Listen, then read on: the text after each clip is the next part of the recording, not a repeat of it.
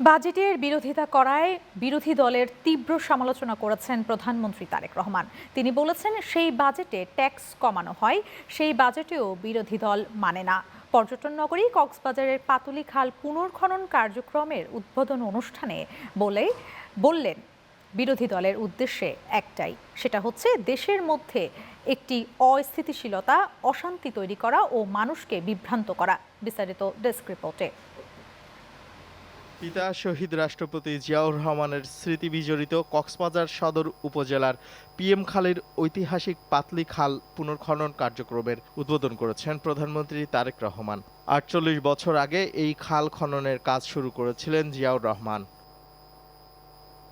পাতলি খালের পুনর্খনন কার্যক্রম উদ্বোধনের পর স্থানীয় জনগণের উদ্দেশ্যে এক সংক্ষিপ্ত পথসভায় বক্তব্য দেন প্রধানমন্ত্রী। বলেন, সরকারের মূল লক্ষ্য হলো দেশের মানুষকে ভালো রাখা।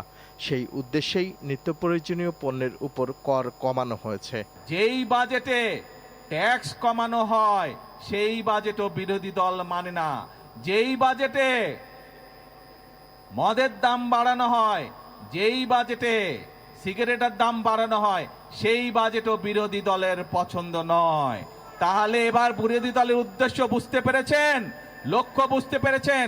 তাদের লক্ষ্য বা উদ্দেশ্য দেশের মানুষের পাশে দাঁড়ানো নয়, তাদের উদ্দেশ্য একটাই, তাদের লক্ষ্য একটাই, সেটা হচ্ছে দেশের মধ্যে একটি অস্থিতিশীলতা, অশান্তি তৈরি করা।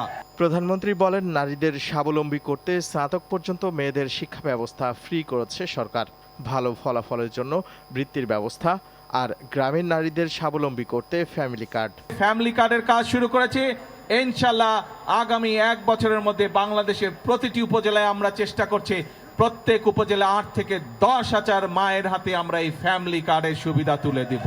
এ সময় আগামী ৫ বছরের মধ্যে সারা দেশে ২০,০০০ কিলোমিটার খাল খনন করা হবে বলে ঘোষণা দিয়েছেন প্রধানমন্ত্রী তারেক রহমান। ইনশাল্লাহ আগামী ৫ বছর আমরা সারা বাংলাদেশে, আমাদের লক্ষ্য হচ্ছে ২০,০০০ কিলোমিটার খাল আমরা খনন করব। কারণ এই খাল, এই যে পাতালি খাল, এই খাল খনন করার ফলে আমরা দেখেছি প্রায় ৪০,০০০ মানুষ উপকৃত হবে এই এলাকার।